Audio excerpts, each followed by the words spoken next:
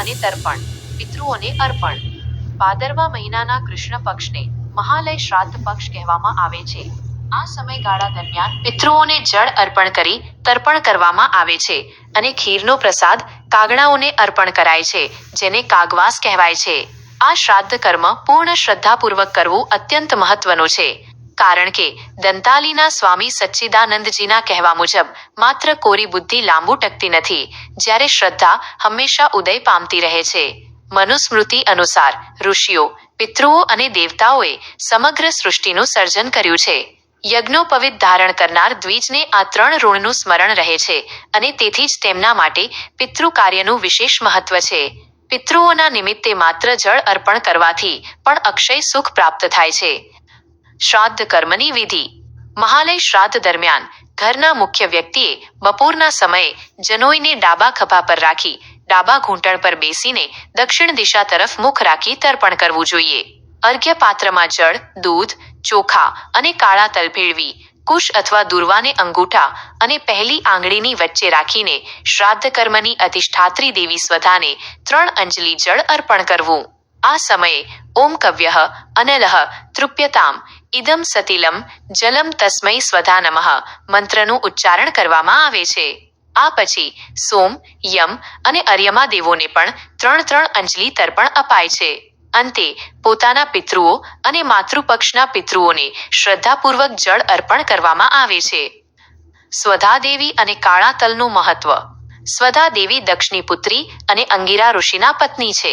શ્રાદ્ધ અને તર્પણ દરમિયાન પિતૃઓને જે પણ અર્પણ કરવામાં આવે છે તે સ્વધા દેવી દ્વારા જ પિતૃઓ સુધી પહોંચે છે.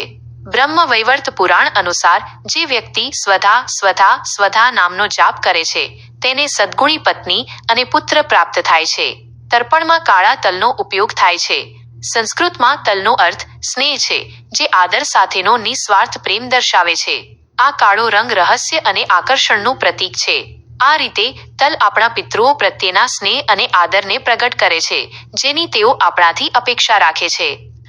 પિતૃઓ માટે પ્રાર્થના અને શ્રાદ્ધના પવિત્ર સ્થળો.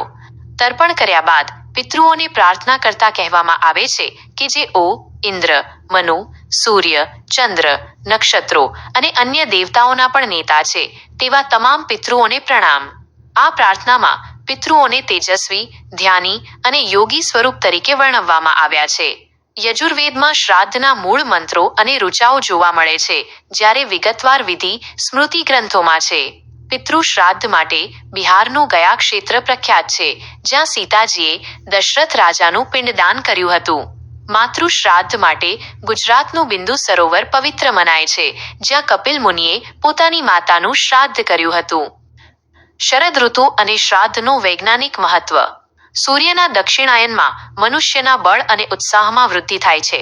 આ સમયગાળો જ્ઞાન, કર્મ અને ભક્તિનો સંગમ છે.